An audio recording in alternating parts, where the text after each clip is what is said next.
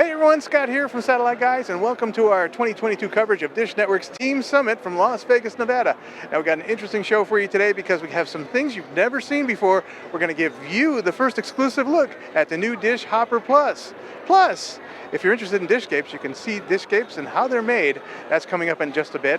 Also, if you like concepts, and concepts are things that are ideas that they're trying out and may not make it to market, may make it to market. You're going to see one of those today here. That's all coming up today right here on Satellite Guys. All right, the big news this year out of Team Summit is a new platform for Dish Network. It's called the Hopper Plus. And right now to show it off is Zizi. Zizi, show us a little bit about the Hopper Plus and why it's so cool. Yeah, so I'm very excited to be here to tell you guys what's new about the Hopper Plus. So basically, Hopper Plus convert the Hopper to be Android TV powered set-top box. What it does is it not only have the satellite TV 500-hour recordings, it will still have the 6,000 streaming apps all available for you.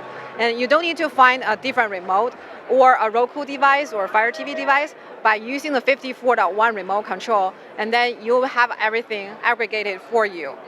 Very cool. So you have all kinds of apps. Anything that's in the Google Play Store, you can download and play on Dish Network, correct? So like if you wanted Disney Plus, how would you get that? Of course. So you go to the home screen by press the home button, and down to the app shelf, there is a Google Play Store here. Simply by selecting it, you can either do a text search or voice search, putting the app names there, and then it will return the app, and then you can install or enjoy the experience from the app. Now, people at home saying, but that screen looks a little different. I like my current Dish guide. Can you show us what the guide looks like on the Hopper Plus? Yeah, that's the best part. So by this platform, even though the home screen is new, and then we're continuously looking to make all other experience better, but for now, this is what the guide screen looks like. So you will find the familiarity there. Now, another thing, let's say you subscribe to a bunch of services like Netflix or Amazon and stuff like that. You saw a TV show that you really, really like. You know the name of it, but can't remember the service. Using the remote, you can find it easily. Of course, yeah. So the benefit for this new platform is it's doing a universal search. Doesn't matter, you don't need to remember the shows on which app by simply just saying the show name, and then it will pump up to you. Wow, that's really cool. Can you give us a quick demonstration? Sure. What's your most favorite TV show? I don't know. I like watching everything. So how about Law and Order? Orange is New Black? Yeah, that's fine. There you go. Orange is New Black.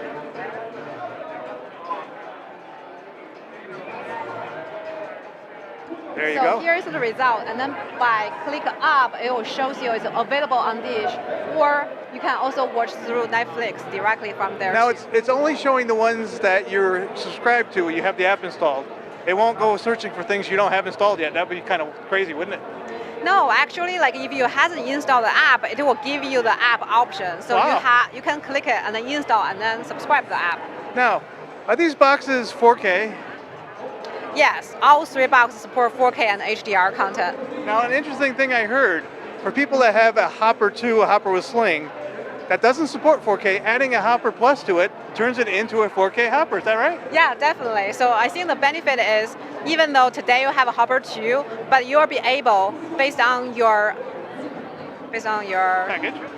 package, and then you can select to upgrade to a Hopper Plus, and then you'll be able to have the 4K capability and then enjoy the 4K experience. Wow, that's really cool. So now when you add a Hopper Plus, it only changes the interface on the Hopper. Now for your bedroom, your living room where you don't have the Hopper, you need, if you want the Android experience, you need a 4K Joey 4, right, or a wireless Joey 4, correct? Right. Yeah. So you need to update those as well. Right. So for new customers, it will be a whole home experience. So if you have internet connection and you enjoy the streaming services, then you install Hopper Plus, and then a second TV room or third TV room, you can install Joey 4 or wireless Joey 4. Wow, that's pretty cool. And of course, to use all this, you do need broadband internet, and I guess you guys are recommending at least 10 megabit down? Yeah, that's correct, yeah. 10 megabit down. Well, it's really exciting because using one remote, you can watch all your favorite services in one place, and that's with the Hopper Plus and the new line of Joey's coming out with that, and that's from Dish Network. Zizi, thank you very much. You're welcome. It's my pleasure. All right, thank you. Bye. All right, if you're a Dish Network customer, you've probably seen this channel here. It's called DISHscapes. It's artwork that moves, and it's unexplainable, but it's so calming to watch, and it's also fun to watch because they hide a lot of Easter eggs in there. And two of the people here who are responsible, Jake and Andrea, are going to tell us a little bit about it. Tell us about DISHscapes and how they come about. How when you started DISHscape, tell us how the process goes. Absolutely. It's very creative. It's very collaborative. It's something that we love working on as a group. We start in the sketch phase, we brainstorm, we do mood boards, kind of places, scenes, type of feel that we're looking for. And we'll start with the sketch all the way down to, very basic artwork. And then, go step by step from there to get it colorized and get the animations made, the different day parts, and the transitions between them, and then, brainstorm the bits and pieces that we want to put into them and how to make them as exciting and engaging as we can. Now, if you've been watching DISHscapes from the beginning, they've kind of have the evolution.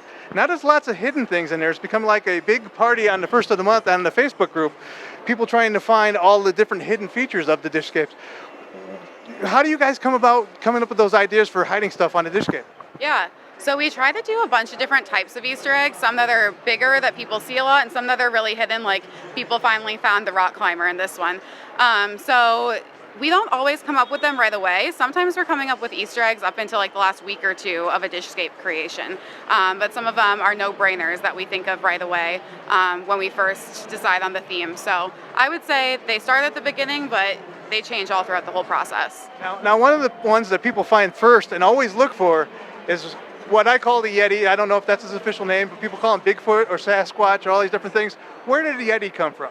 Yeah, so the first time we did the Yeti was in the Unexplained DISHscape back in 2020, and people loved it, and so we decided, why can't we have the Yeti show up a little more often, since it is that kind of mysterious creature? So we started adding him in more and more DISHscapes, and it's just kind of become a happy accident when we try to hide him as much as we can. So we've had him be an ornament, he's on the hot air balloon in this one, just wherever it makes sense, we try to include him every month. Now, you guys watch the boards. How long do you think it takes people to find everything in the thing? A day or 2 days? For this one, it took about a month for the people to find the rock climber going up and down.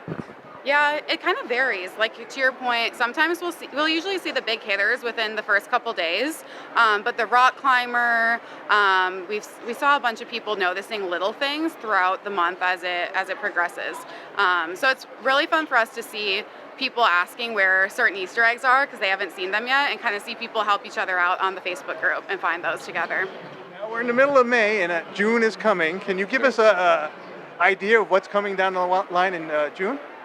I won't reveal too much. However, I will say, Scott, that we're housing our 5th annual Kids Binge-a-Palooza this year.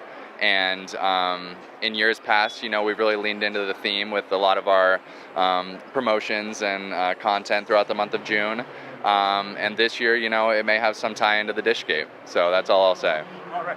One other thing, and I don't know if I'm crazy or not, but every month I notice like a letter or a number or something in the sky. Does that mean anything, or are you guys sworn to secrecy? I won't say too much, but I will say just keep watching. Just keep watching. Okay, and if you want to keep on watching and you miss some of the DISHscapes, how do people view the old ones? We have a number of great services, and one of them is Gallery, as you referred to earlier. Gallery's on channel 305, and subscribers are able to add it for 1 month free, and then $5 roll to pay after that. But it houses a majority of our previous DISHscapes, and it's a great way to catch up on ones that you may have missed throughout the year. Now, besides DISHscapes on the Gallery channel, I got to point out they have a lot of great 4K content on there, and non-4K content as well. A lot of ways to relax.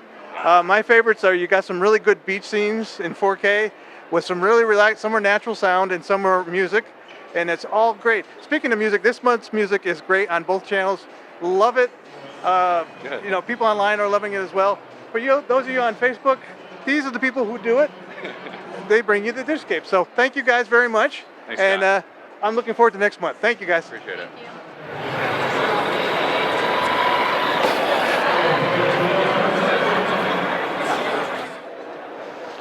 Hi everybody, this is Anand, and I'm here to show you a new concept we are working on at Dish. At Dish, we like to say we like to connect people from all over the world, and Dish Hello is one of the projects we are working on to make it easier.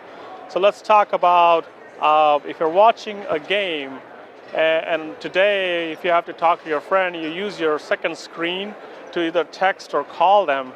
But with Dish Hello, while you're watching the game, let's see how it works. And voila, somebody's calling me. Let's talk to them.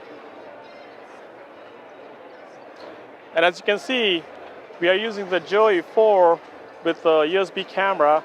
And here's my teammate Joel, who designed the UI for this. And now we like to see what's going on in the game. So me and Joel will talk about the game as maybe the call we didn't like, or the touchdown, or maybe it's 5 seconds left for the second half. So we're just saying over under what's going to happen in the second half. So that's a quick promo for what we are working at Dish. Thank you. And that, my friends, wraps up this year's coverage of Team Summit here on Satellite Guys. I'd sincerely like to thank everybody who supported us for this trip and made it all possible, because if it wasn't for you guys, we wouldn't have went. So thank you to everybody who donated, and hope you enjoyed our coverage of this year's Team Summit. We'll see you online. Scott out.